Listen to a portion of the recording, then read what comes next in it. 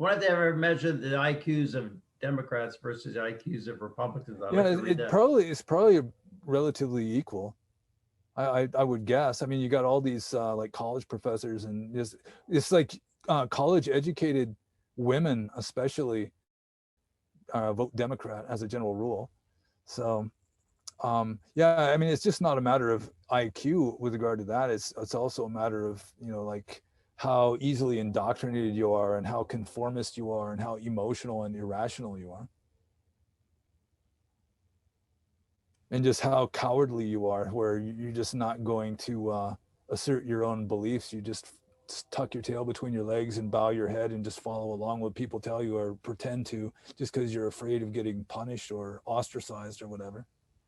Yeah, you make me think that the truth is overrated. Overrated. There's a tendency to think, well, if we just know the truth and express the truth and clearly articulate what is true, that somehow that's going to fix things. But perhaps this is a fallacy of thinking that the truth really doesn't matter that much. If the other side has a lot of money and power and can print the money and do whatever they want and influence people with coercion. Yeah, I mean, consider like Galileo. I mean, he was saying the world isn't the center of the universe, and it's like the people in charge just put the hammer down on him. Or like even worse than Galileo was Giordano Bruno, who was saying that not only is the Earth not the center of the universe, but there's probably that all the stars in the sky are just other suns with possibly other worlds going around them, which is turns out is true. But he was burned at the stake for saying that stuff, because it went against Christian doctrine. And now we've got like the new Christianity is Marxism. It's just the new hysterical, intolerant cult. Yeah, burned at the stake for that. So think of these Trump supporters. Where would they be a year or two from now if we have a communist American government? I think of, you know, the Russian Revolution, 1917, they killed tens of millions of white Christian Orthodox Russians within years. Well, we still got the Second Amendment, by golly. Yep. And more guns than people in the USA. Long live America.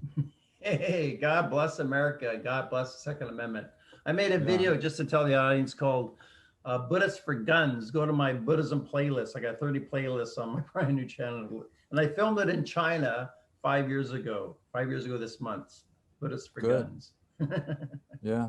Well, actually, one of the new doctrines, I mean, it's like the old hysterical cult of Hebrew origin was saying, you know, about the snake and the fruit and the rib bone and all that stuff. Now, one of the irrational doctrines that you have to believe or you'll be burned at the stake is everybody is equal. Everybody's the same. Every race is exactly the same as every other race other than skin color or whatever.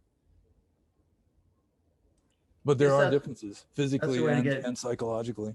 Yeah, I'm thinking a way to get poor people to take the money of rich people, say, well, we're all equal, therefore we need an equality of outcomes. So what we need to do is a novel idea, tax the rich, you see, and give that money to the poor so we all have the same amount of money, right? Yeah, well, that's how Marxism works, or what they're doing now. Social justice is any kind of inequality.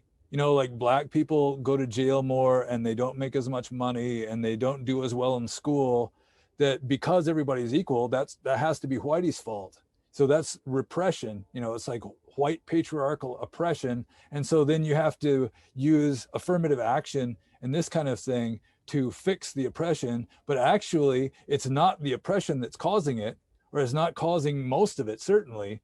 You know, it's just that there are differences between the races, and some races can't compete in a Western society as well as other races can compete. And so it's just the whole thing is it's just this organic defect, just like a crippling organic defect right built into the very center of it. This whole social justice is based on this outrageous bullshit lie that everybody is the same, and everybody is not the same. You know, the Declaration of Independence, that's where it says all men were created equal. I wish they said all men have equal rights and opportunities, but we were not actually created equal. That's a lie. Yeah, well, we're created equally human and like equally worthy of God's love or that kind of thing. But even equally human, we don't have equal IQs, equal morality. Yeah, we don't have equal IQs or morality, but still, I mean, we should have like equal laws and equal rights and that kind of thing. I agree. I wish the Declaration of Independence clarified that a little bit, because it sticks in Yeah. people's face. All men are created equal. Oh, Yeah, yeah, but obviously, I mean, the people that wrote that kept slaves that they didn't consider to be equal to white people. yeah, you're right. So, so they meant something different from what the social justice people are talking about when they're talking about equality. Yeah. But another thing is people can twist words. I say down with equality. Yeah, I mean, um, that's one of the reasons why I would be considered a right winger, I think, is I do think that there should be class stratification, that there should be an upper class and a lower class. I do think there should be mobility in between classes, like somebody with really outstanding qualities who's in the lower classes should be able to rise up, and some, you know, stupid criminal asshole in the upper classes should be able to fall down into the lower classes.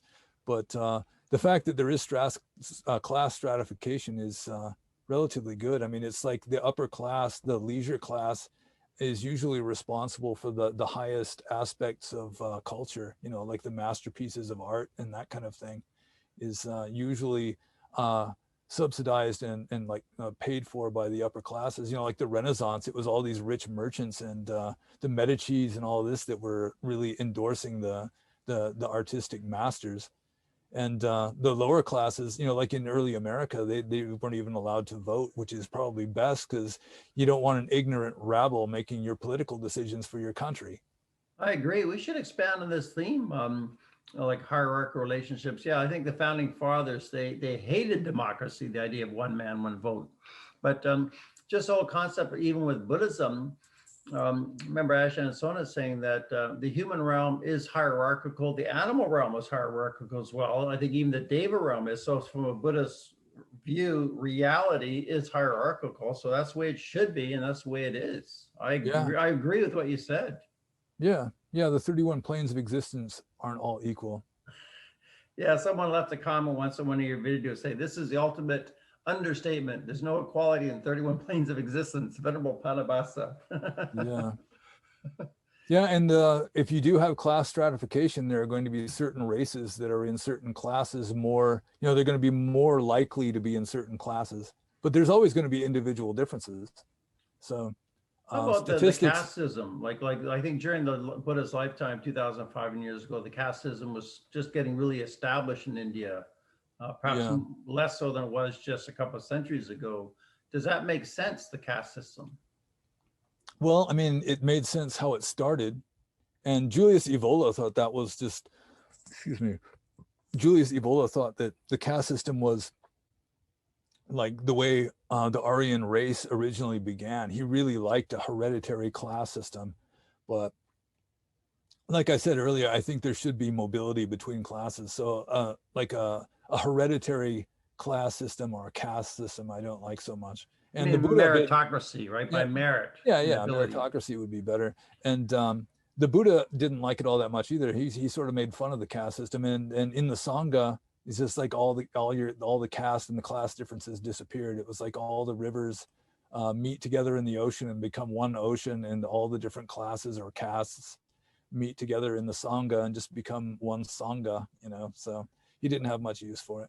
But the Buddha, he would say there's four stages of enlightenment from lowest to highest, like a stream enterer, once returner, non-returner, arhat. That's hierarchical. So the Buddha would be in favor of like a hierarchical view on people. Like some people more ethical, moral than others, right? Some people more compassionate than others.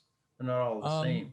Yeah, well, I mean, he didn't say there weren't any Brahmins. He just said that a Brahmin is someone who really is a holy person, and Yeah. yeah, and then he also, you know, encouraged people to obey the laws and obey the king, that kind of stuff. So he wasn't. I don't think he ever spoke out against like the aristocracy or the nobility, that kind of thing. Yeah, I But then read again, that he didn't. he was one of the nobles himself. So Yeah, I read that he didn't specifically say that the caste system is wrong, but the Buddha never said that we're all equal. He never said human beings are all equal. He never no, said no, I that. mean that's fundamental. That's one of the evidences of karma that you know, that people are just born different. Yeah, think of karma, past life karma. People, the day they're born, they've had trillions of previous lives, and some had really good past karma or really negative karma. It's a huge variation of human beings the day they're born, right? Yeah. Yeah. No equality in Buddhism. Stick that on the leftist pipe and smoke it. Yeah, well, I mean, there are certain kinds of equality, and then there's certain kinds of inequality. Like certain kinds of equality is like you should have consideration for, you know, others' feelings or whatever. You know, everybody is equally human. Or going with Buddhism, it's like all beings and just equally love life and fear death and want to be happy and all that. Like the Dalai Lama was talking about that in that video that we watched, where it's like everybody wants to be happy. So I mean, there are certain equalities. We're all equally human, all equally worthy of some consideration, at least given the benefit of the doubt when we first meet Yeah. somebody, Yeah. that kind of thing. But then there are certain inequalities where it's like some groups of people have different traits than other groups of people, and it's not all cultural. There's a genetic element, and no matter how politically incorrect it is, and no matter how much people just hysterically punish people who say it, or like persecute people who say it, it's not going to make it stop being true. Because just because they have this hysterical belief system, they want to believe that everybody is equal, that's not going to make everybody equal unless they start using like genetic engineering to just force everybody to be born with the same IQ or whatever.